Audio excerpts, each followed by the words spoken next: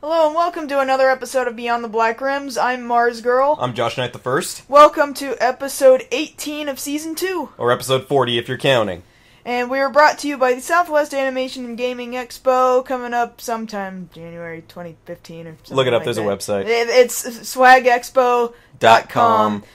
Sorry guys, you just missed out on the awesome $25 pre-registration deal.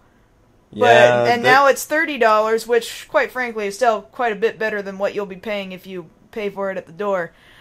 And I'm happy to say, one, we're going to be talking about guests probably in a couple days. Pretty much a week from when we're recording now. And two, we're going to be able to soon throw up a link to go ahead and get your hotel room straightened away. Finally, we'll be able to give you guys those hotel room blocks. For what it's worth, it's a very nice hotel. It's right there on the Riverwalk. It sure is pretty.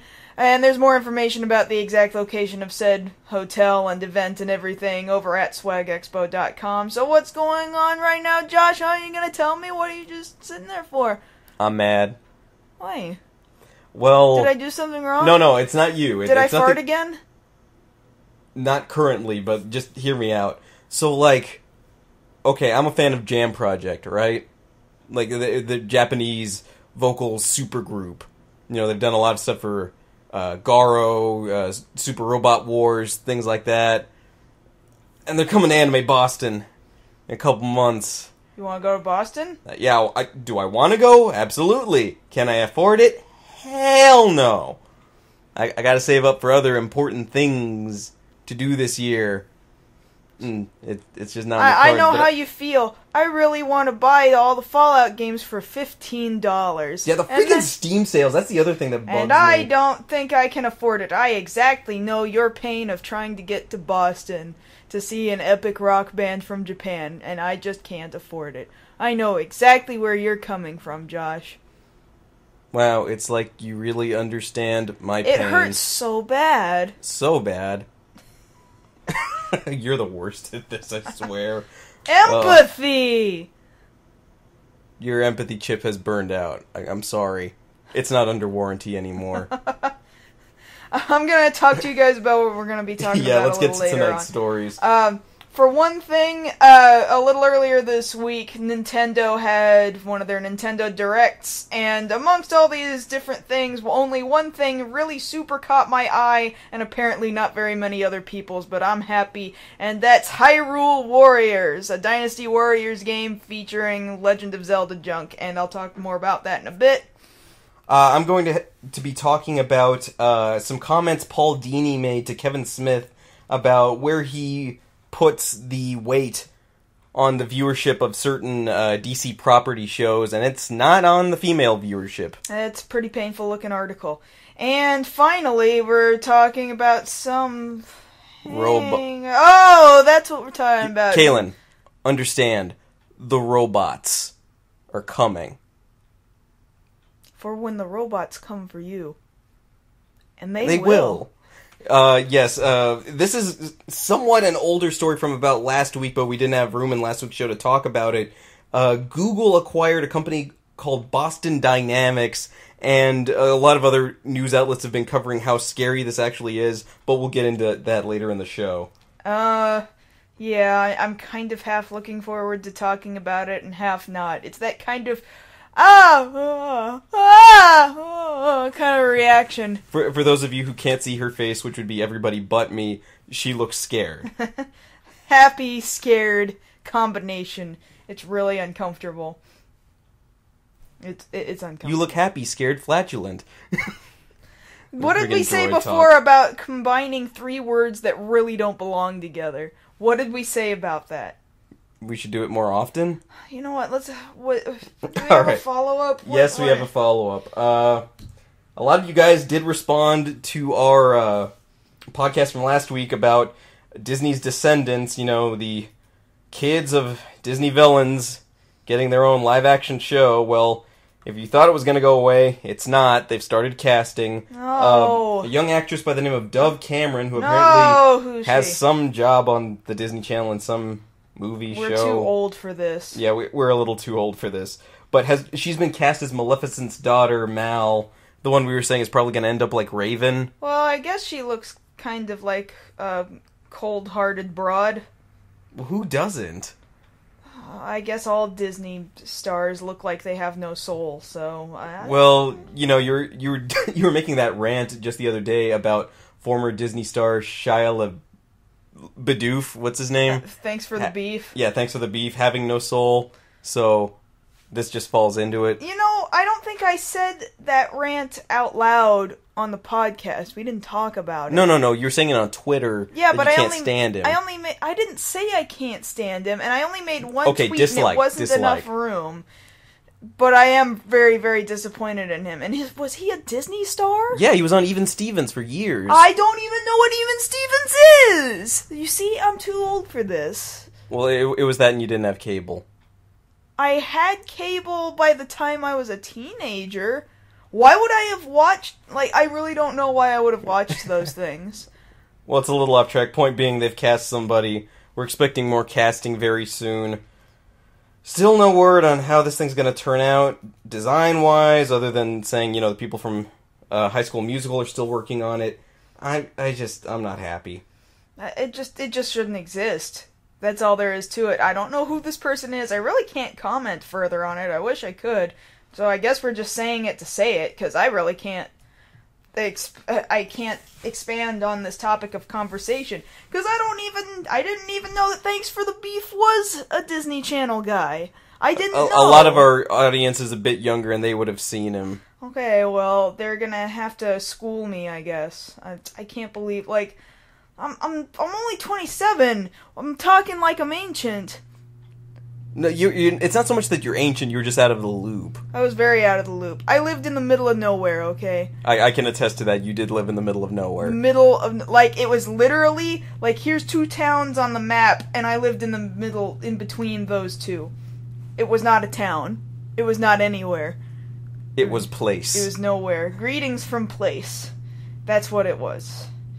Okay, I really can't talk about it. Alright, well then, having said that, let's move on to our first topic. Okay, thank you. So, like I mentioned earlier, Nintendo did one of those, those things, the Nintendo Directs. They do those. They do these things. They're things that are from Nintendo directly. And so, so there's some interesting stuff. You'd think I would like to talk about the additions they made, perhaps, to Super Smash Bros. By adding in characters from Super Mario Galaxy, but you know what? No, actually, no. There's something. That's not what I want to talk about. No, it's something I'm more interested in, and that's Hyrule Warriors. Although it should be noted that we don't really know whether or not that's actually the title. In fact, they don't really know. They had a super big reveal right at the end with very plain text saying Hyrule Warriors parentheses name not final end parentheses. There's this big reveal of Link reaching into his giant treasure chest, and then we zoom in on his glowing hand. Oh, what is it? Oh, it's really plain text. But other than that, I'm actually excited because unlike everyone else in America, I like Dynasty Warriors style games. Yes, love Dynasty Warriors here. Everyone else will be coming in here like, oh my god, they just rehashed the same thing over and over. Yeah, because it sells. And it especially sells in Japan. Well, that's where it's native to. Well, let's put this in context here. There are a lot of imitator-style games to Dynasty Warriors, and for this game in specific, Koei Tecmo, the company that makes... Tecmo Koei, yeah, I knew I was going to get that backwards, is officially working with Nintendo on this game, so it's the official engine for Dynasty Warriors in this. Yeah, unlike whatever your Bat Ride War. Yeah, Bat Ride War, which was made by just Bandai Namco Games, and trying to emulate. And they did one for what other anime? It was... There's one for One Piece. No. I'm talking about Bandai Namco. Oh, Saint Seiya. Yeah, they did a Saint Seiya version very similar in that same vein, but again, still not the same Dynasty Warriors formula. I mean, you may not like Dynasty Warriors out there, alright? But when you compare the off-brand stuff to what Dynasty Warriors is, it's you could be doing a lot worse. Dynasty Warriors is just the real deal.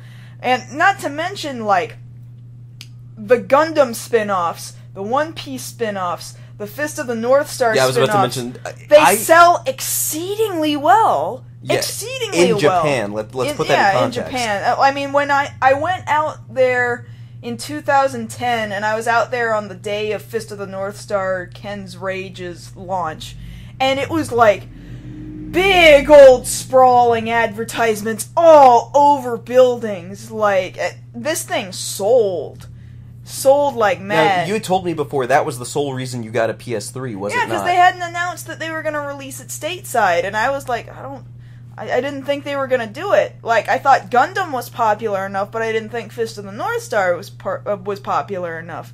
So I was like, well, I want a copy. So I bought a PS3, thinking, well, I'll probably use the PS3 eventually, and it'll be a Blu-ray player, and I can play some import games. Then they released it in English, and I was like, well, don't I feel stupid? And then I bought it a second time in English. I like them. I like other titles getting adapted into Dynasty Warrior hack and slash. I love hack and slash. I love beat 'em up. I know you do. I enjoyed the heck out of those games. What was the last one we were playing for the PS2? That was Dynasty Warriors. Shoot, 4? I think that was 4. And what are they on? Like Dynasty Warriors 18 now or something like that? 7. I 7, say. I think. They went to 7. I imagine looking at this trailer and comparing it to other things out there, I imagine it'll actually play a lot closer to, say, Ken's Rage, where I don't really see too much opportunity for multiplayer in this. Well, I'm sure that there will be. Ken's Rage, you had multiplayer.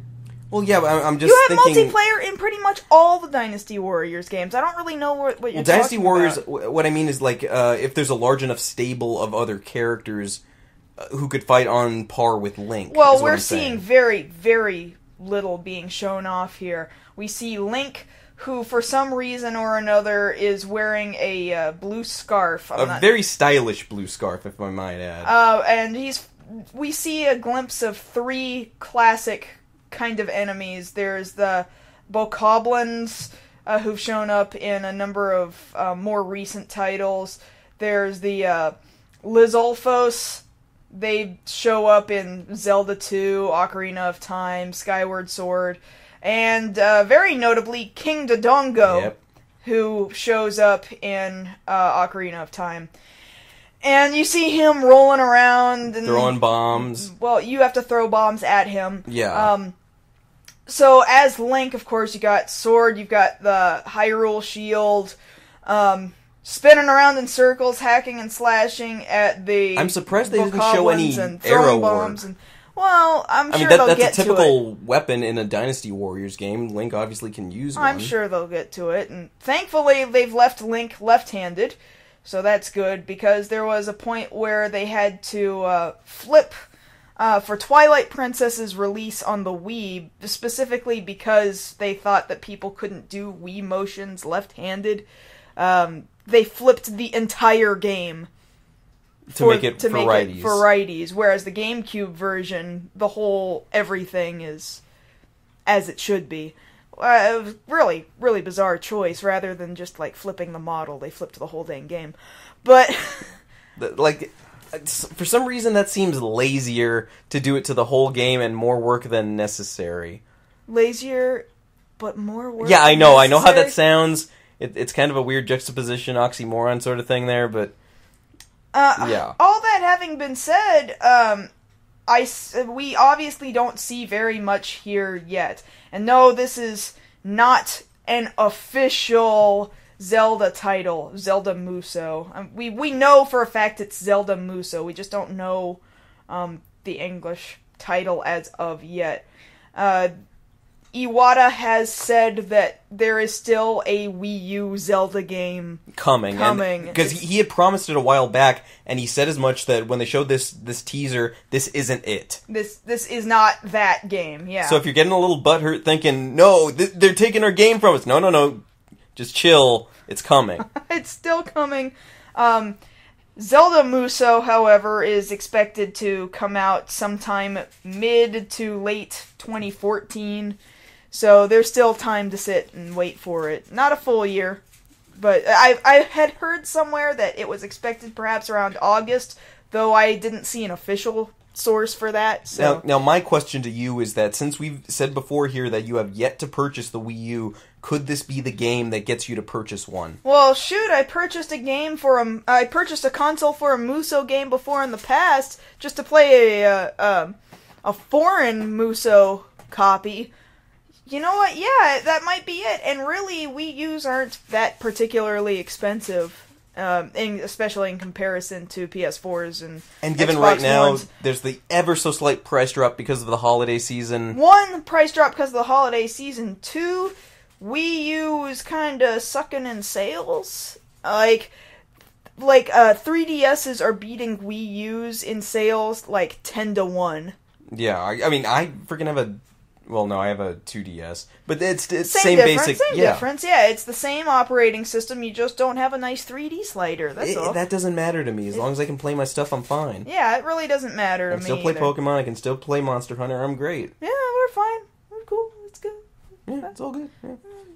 Now, I'm still trying to think who... I guess Sheik would be another character. That's what I was suggesting earlier, too, and they seem to be basing quite a bit of this visually on Ocarina of Time, and so I would personally assume that Sheik would be a good addition to add as a fighter. You know, they've had Princess Zelda herself, not as Sheik, but also as Sheik, in Smash Brothers. In Smash Brothers, so, you know, they yeah. could utilize her as a fighter if they really wanted to. Yeah, but I would sooner assume that they would use Sheik. Yeah, I would too. Princess. Just, I'm saying it's not like it's never been heard of. Just in case you guys are wondering, my cat is going absolutely nuts right now. See, we came back with some food earlier, and, like, she really likes the smell of burger wrappers, and so what I like to do is I like to crumple these burger wrappers up, and she doesn't know the difference between it and, like, a live piece of living food that she can hunt down and kill. And so I throw it, and she chases it, and then she doesn't stop chasing it. All night. This is her catnip, because she doesn't respond to catnip. I know this has nothing to do with Zelda Muso, but congratulations, Siren. You had a small section about you in today's episode. Good job. Really, congratulations. I don't think I can talk about Zelda Muso anymore, because I talked so much about my cat. I'm looking forward to a new trailer after this. I would be very interested in seeing how much more they put, because I liked seeing that there appeared to be a battlefield and some classic Chinese-styled stone walls, and then the camera pans up, and you see Castle Hyrule in the background, so that kind of mixed the two different images together. Oh yeah, that was the one thing I wanted to say, was that pots. Oh yeah. Link, okay, so if you don't play Muso games or Dynasty Warrior games, most of your power-ups and your health and things like that are found in breakable pots all over the field. As if Link doesn't already have a fascination with breaking pots to get rupees as it is, alright? No pot will be left unbroken. No, not by me anyway. Like, hey, you're already at full health and full Muso. Full energy. Yeah, full energy. You really don't need to break any more pots. They're all just gonna disappear. Can't help it. I'm playing as Link. I have no choice. I can't help it. I have to break all these pots. These pots are just gonna go. They're just... Yeah! And there they go. And there you are fighting friggin' Ganondorf, and you've got no pots left because you went pot crazy right at the beginning of the level. Oh man, I'm kind of wondering. It's not like the Muso games have never utilized small puzzles. Like, they're not particularly intelligent puzzles, but I kind of wonder, could they implement any sort of puzzles into Zelda Muso? I honestly don't know. I really don't see them doing it, because really you play a Muso game for hack and slash playability. Well, I figure, just to unlock getting from one part of the map to another, like, you've killed off all these dudes, and now you gotta go, like, push a block, or... cross a bridge or something. Well, I figure it's doable. Perhaps. You have to do them sometimes in Muso games, just perhaps maybe if you added 1 to 2 extra little steps, and then it would actually feel like you're thinking for like a second, right. And then you go back to your hack and slash. Like, I think that would be fun. Yeah, that would be nice. I don't think it would break. Actually, now that you mention it, it would probably be better if they did, so as to not alienate completely the core Zelda audience. That's what I'm saying. Yeah, I can see your point in that. Okay. Then they probably should do that. I hope they do. Well, we'll see more about this when they release new pictures and stills in the next issue of Nintendo Oh, wait. Actually... Then they stop? Well, then they came Oh, did back. They come back? Yeah. Well, or did they? No. You know no, they're what? gone. I don't they're know gone. anymore. Yeah, they're gone. Yeah, that's why I made that joke. Yeah, I know. It's sad, but you laugh at your pain. Point being, Hyrule Warriors, keep an eye on it. Yeah, I'm done. Okay. I don't have anything else to add. Thank you. What are you talking about now? Because, I have the memory of a goldfish. You really do. I almost want to say it's because you eat so many goldfish. Like, you love the cheesy stuff. Yeah, but... What are we talking about? Okay, so this came up just recently. I'm reporting it off IO9 here, and it's made its rounds around the internet since Sunday. And it's a little angering, to say the least. Okay, I've said this before several times on the show. I am a huge fan of Young Justice, of the Cartoon Network show that ran for 2 seasons and then was abruptly canceled. I've seen, at best, an episode. I need to sit you down and watch Young Justice. I know. It is. I know. The writing was good. The voice acting was. It was so good. And then it was canceled. And then right now, if you haven't picked up a copy yet, Young Justice Legacy is available now on most of your major systems and on Steam as well. I definitely recommend picking up a copy. It covers the gap between seasons 1 and 2. But having said that, a lot of people were saddened by the fact that it was canceled, and a lot of it was due to a lack of viewership.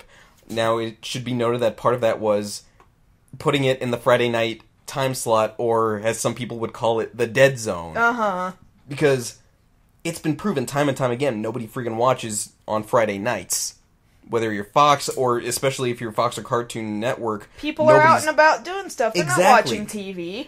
Now, granted, when they started showing, I believe for a bit on Saturday mornings, yeah, that was a better time slot, but for some reason they just weren't getting the push that they needed.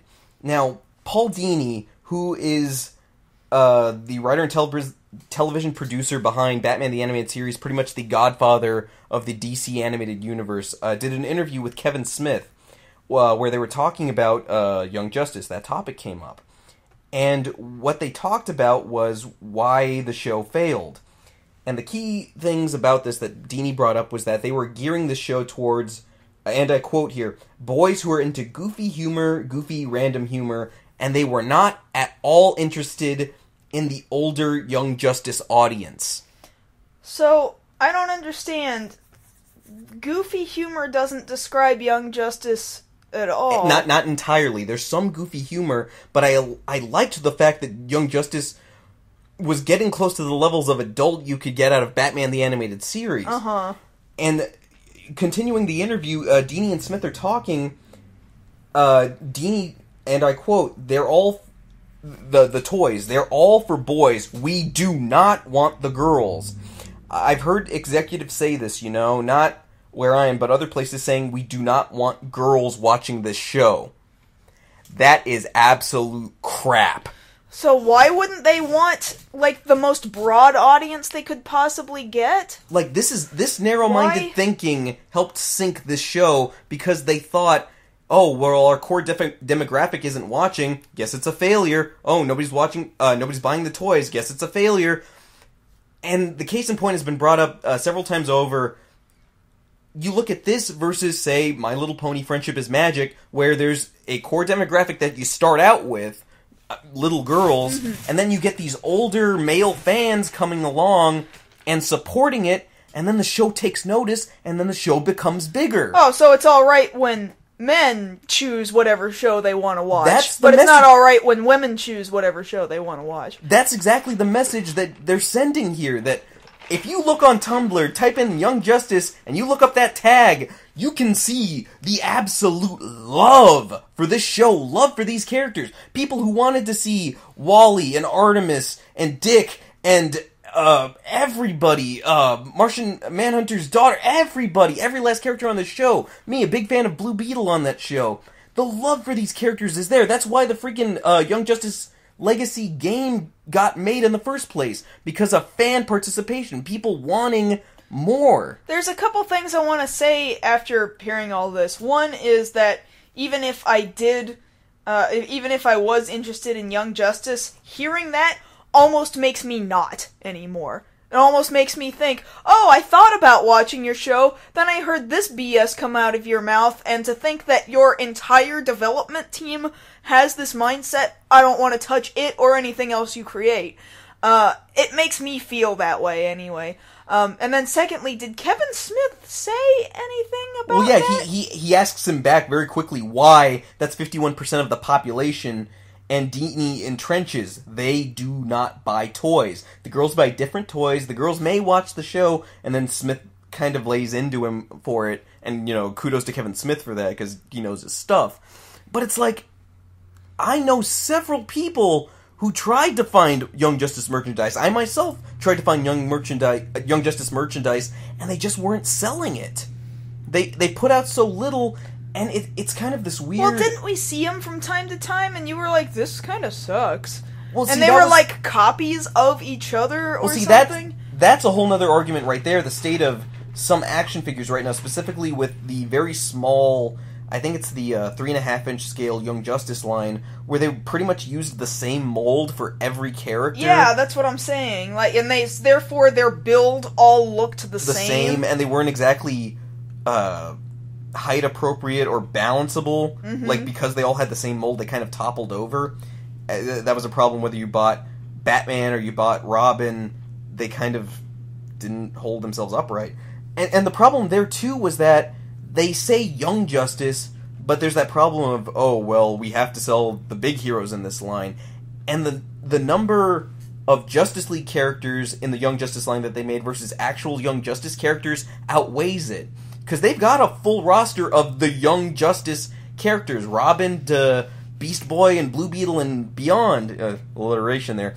But they only made figures of Robin, Aqualad, Kid Flash, Superboy, and Artemis, and I think I did see one of Miss Martian, just first season heroes, and that's it. Mm-hmm. They didn't even hardly touch, if at all, the second season heroes, which is where a lot of the story built up to.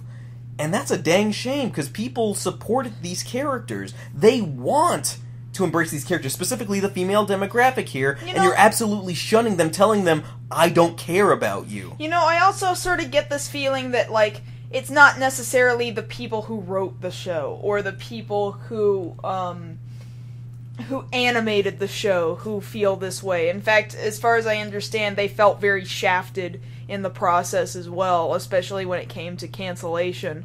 So I think it's kind of, perhaps what I said before might be to a point unfair, but all it really makes me want to do is, I almost want to watch it illegally.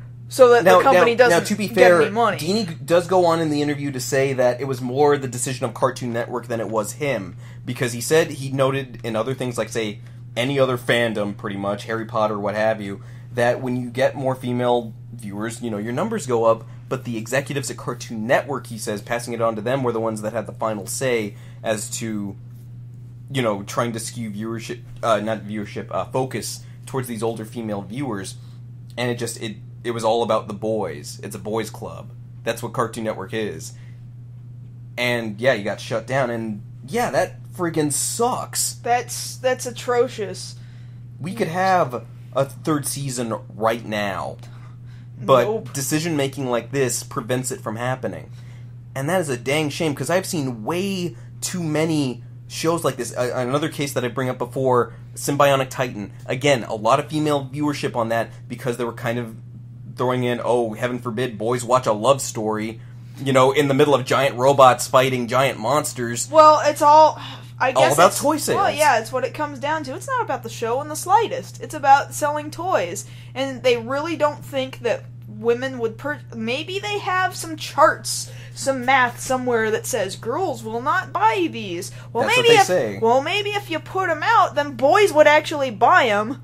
Maybe if you actually made them. Maybe if you actually made good toys. See, that's the gamble you gotta take, and it's the thing you take into account, again, with Friendship is Magic. You had the toys out there because you believed in your demographic, but then the people who weren't in that demographic, who have disposable income, bought those toys, those coloring books, the what have you, make the costumes, and then you cater to them because they're bringing in the money. People here, on the flip side with Young Justice, want to bring in the money, but you're ignoring them. Right. Why would you do that? Because the sexism. Sexism? Like, that just seems like... I just call it flat-out idiocy. I feel like they think they're making a smart business move. I think they think they're doing that. I think they just have their heads up their butts. I would agree. I don't know what else I can possibly say about how ignorant that sounds. And I know a lot of people think that I completely overblew this idea about, for example, where to find Nerf guns and Nerf guns that catered to girls. But it's like it performs the exact same function, and the girls want to do the exact same thing that the boys are doing. So why can't they coexist? That is basically my major overall question when it comes to entertainment for children on TV and in toy aisles. Well, why? See, it's the question of demographics when your own demographic studies hurt you. Because when you think about it, up until this past year when they started selling the Rebel line, what guns were the girls buying who wanted to play with Nerf? They didn't know where to go. No, they just bought the guns that were available.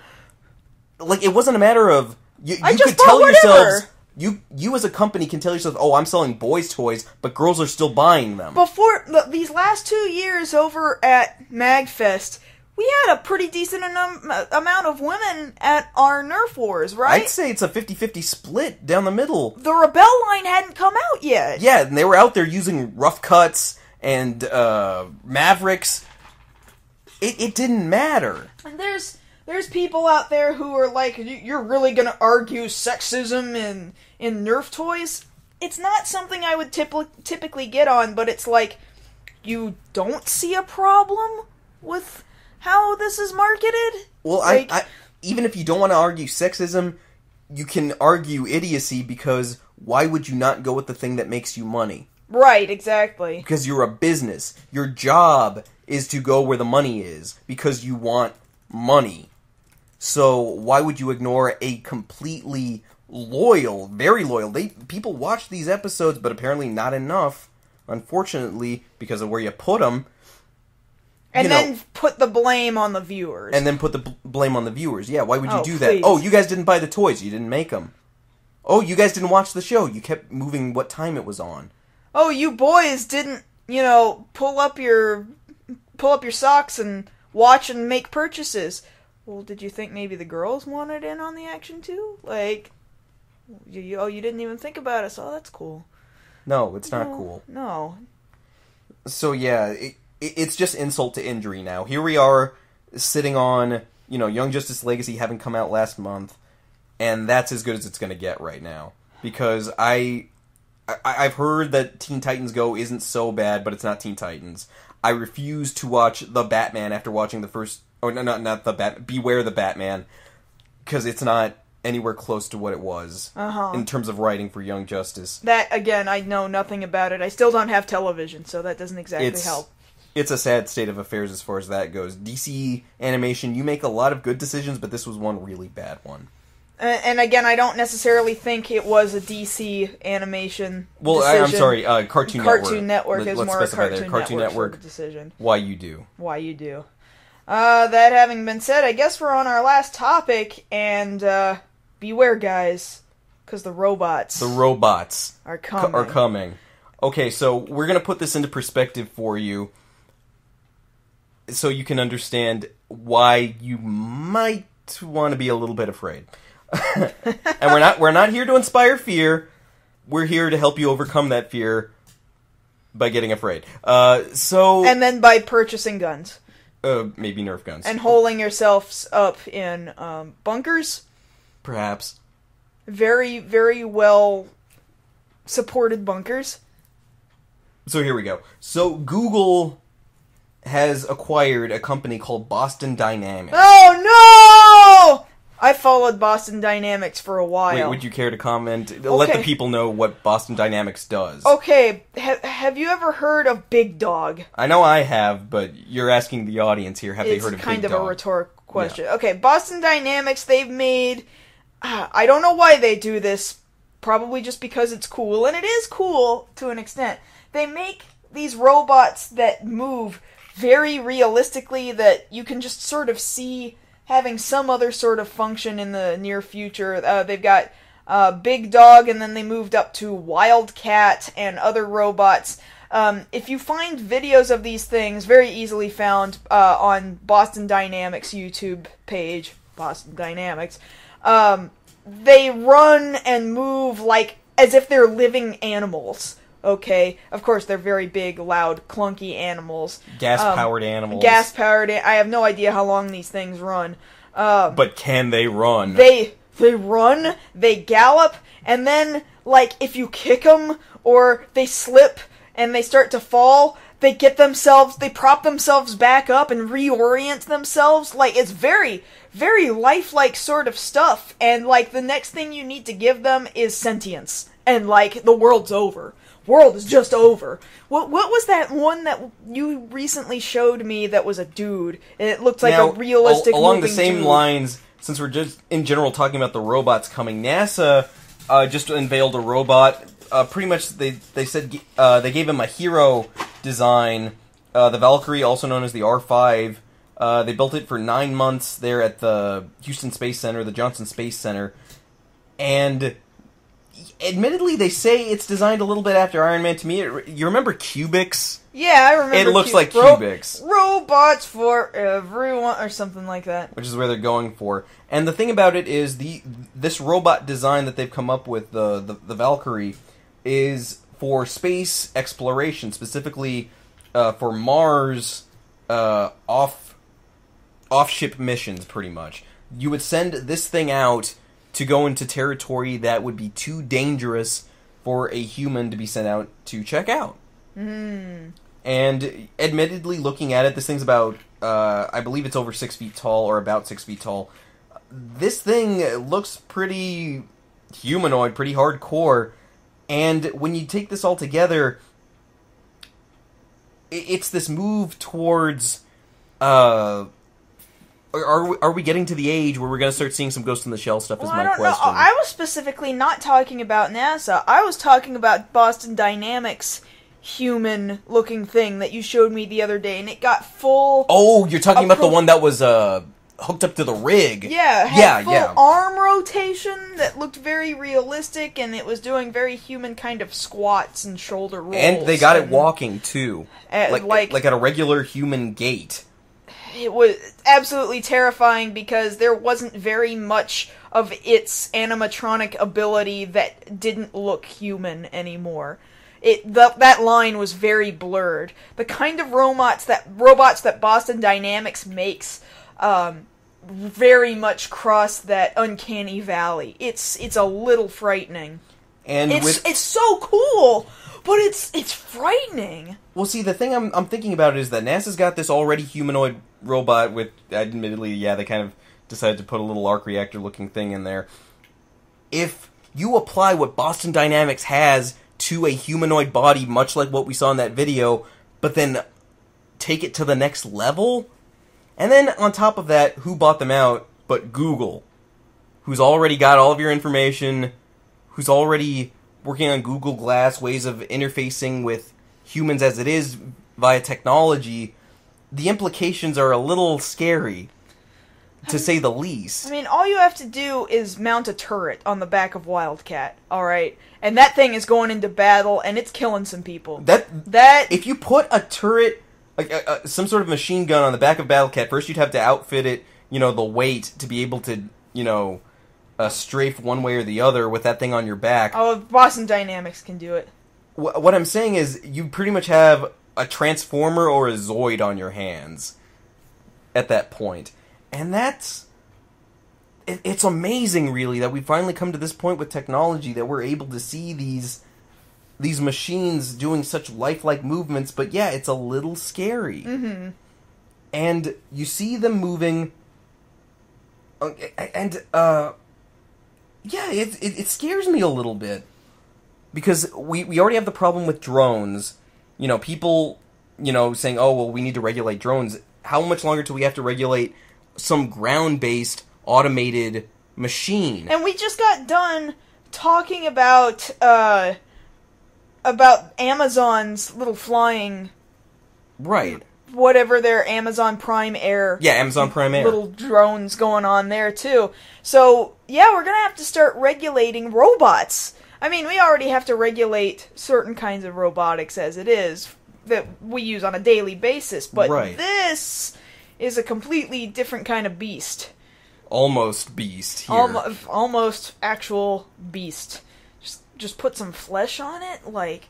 All you gotta do is dress it up, and... Yeah, all you would have to do is dress it up, and then you've got something legitimate that I would be concerned about. It might look a little otherworldly, but it looks like an actual living creature. Now, jokingly, people have made the comparisons between Google buying out Boston Dynamics to that of Skynet being created, and I laugh, but at the same time, I'm not laughing that much.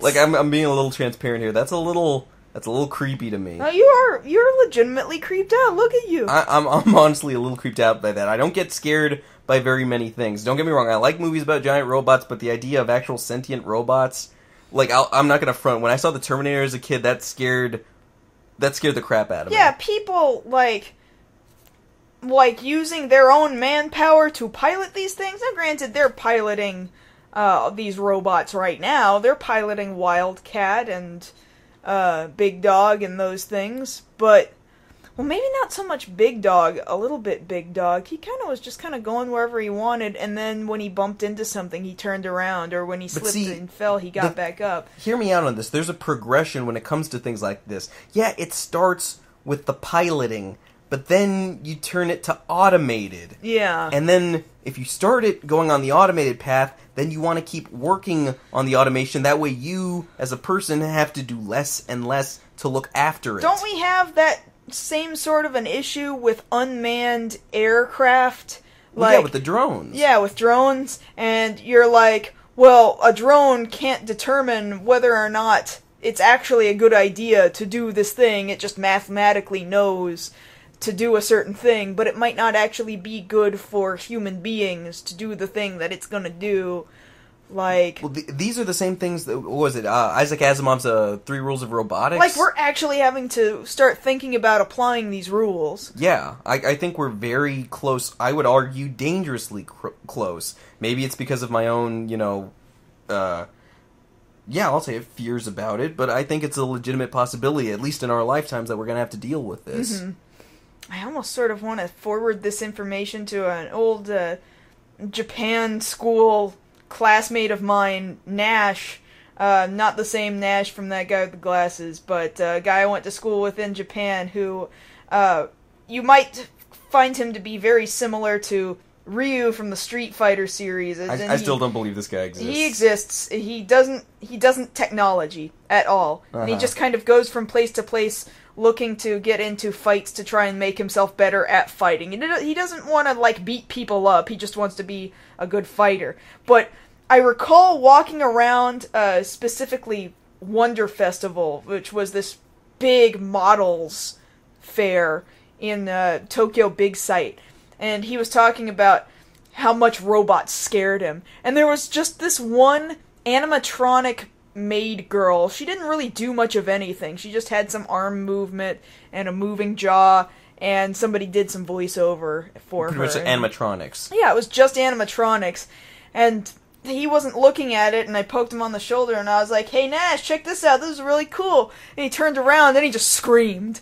He screamed. He screamed. This manly man that you described screamed. He screamed. Yeah. His fear is robots.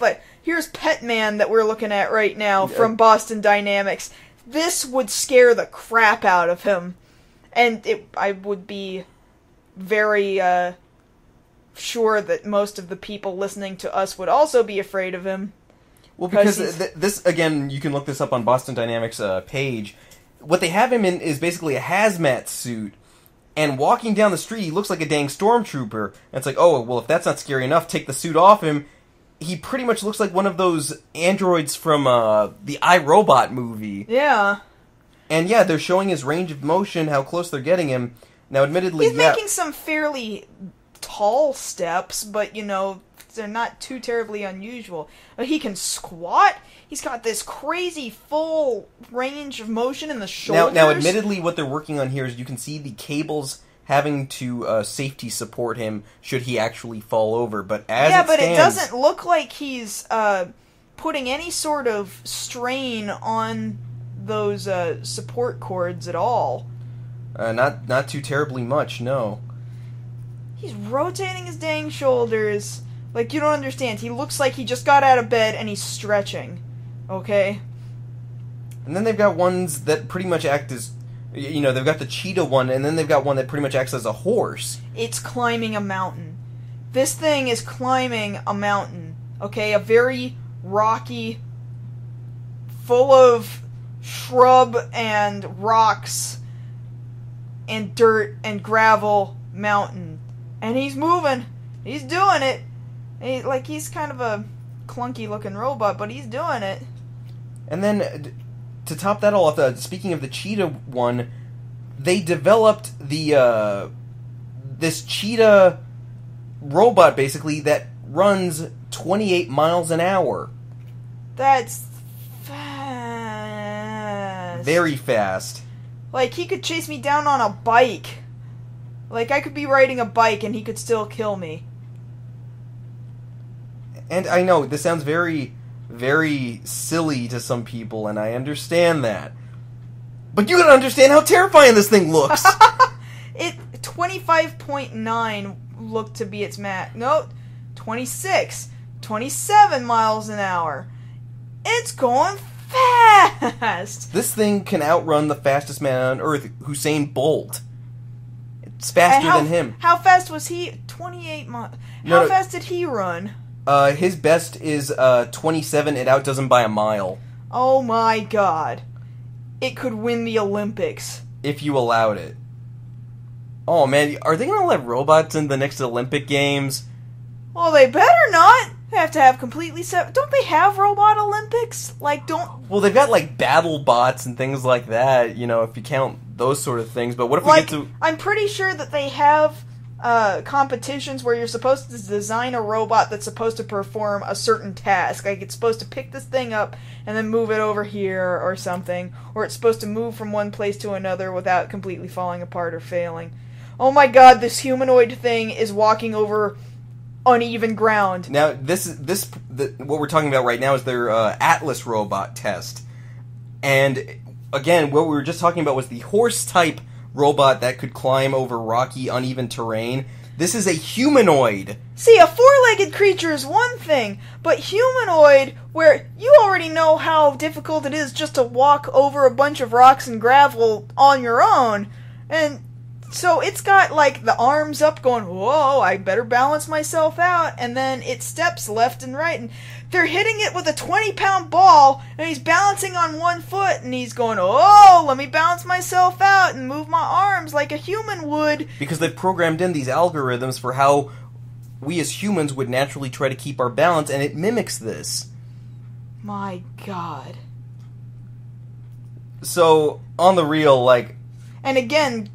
This was acquired by Google, and Google is, you know, making things for public use, which says to me that they want to use these robotics somehow in the future for mass production. Yeah, because why else would you buy a giant robotics company? When, like, this might sound unreasonable, but hear me out. What if... They put Longhorns on Big Dog. Why did they this do thing's that? Gonna skewer you.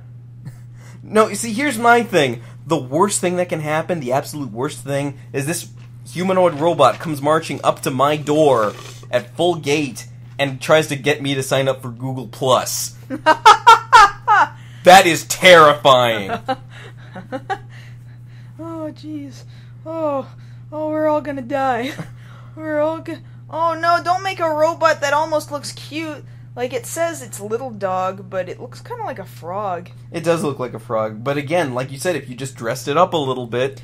See, now I shouldn't be saying that these robots are cute. See, that's how they get you. That puts a very human sort of perspective on it. Like it's a living creature, and it's not. Then we're gonna have to start giving rights to robots. And like, don't we have enough trouble with human rights these days as it is? All these human struggles, and we haven't overcome those hurdles yet? And now you want to introduce trying to overcome hurdles for robots? We don't have room for this in our lives. That's what I'm telling you. Ain't nobody got time for that. We need to take care of the problems we have now first, before we do that. Okay, that's an old prototype. Still, that Petman prototype used to terrify me. Well, see, now, the prototype, if you really look at it, that's an ATST. No, it's an AT-AT. No, I was right the first time, right? No, ATST. Because an AT-AT is the four-legged. Oh, no, you're right. It's an ATST. It does look just like an ATST. We keep talking about these things, and we're watching these videos, and we know what we're talking about. You guys don't, I'm afraid. But I'm hoping that everything I'm saying out loud kind of makes sense to you guys. Every time I shout some exclamation about how terrifying one of their robots is. It's so cool, but again, just slow down, guys. Slow down. I get more freaked out the more I look at these videos, and then I make myself look at these videos. Why am I doing this to myself? This is torture. Let's stop. Alright, I'm gonna stop. Alright, I think we better actually wrap up the whole episode here. Okay, to be fine. honest with you. Fine, let's bring it back. Alright, we're done. We're done. So yeah, I guess we'll... I really don't know where to start with closing. Well, again, we thank you guys for watching. Again, we'd like to remind you guys, those of you in the Austin area next weekend for IkiCon, on Saturday we have our Tokusatsu Heroes, Monsters, Explosions panels on Saturday. If you guys want to come out for there, we will have a little bit of swag to give away. We have some questions to be answered and some prizes to give out. It's going to be awesome, and you guys might learn something. And then the following week after that, you can catch us at MagFest for the 3rd annual Nerf War. Woo! That thing's gonna be huge. So excited. So excited. Like, we're going so pro with this, like, I can't even, like, we got this sign-in booth. Okay, like, if you have already, gotten yourselves involved in the RSVP over on Facebook, then we'll already have a place where you can just check in and just walk on in. And actually, hopefully tonight we'll have actually some helpful, footage for anybody going out there who doesn't know what to do. For people who don't necessarily know what weapons to bring, we've got a couple of videos coming down the pipeline in regards to some really good, useful weapons that are easy to bring along to an event such as this. And then, actually, before we get out there, I would like to have a video ready about rules and keeping yourself safe during this gameplay. We've worked a lot with MagFest themselves this time, although this is not an official MagFest event. Although it is the largest unofficial event there at MagFest. Although it's not an official event, we've done everything in our power to work with them and to make sure everything is done safely and fun. Yes. So, that having been said, of course, be sure to follow us on Twitter. I'm at MarsGirlProd. And I'm at JoshKnight1st. And so I guess that's it for this week's episode, and we'll be seeing you next week. Alright, guys, take care. Here. Here. Here. Here. Here.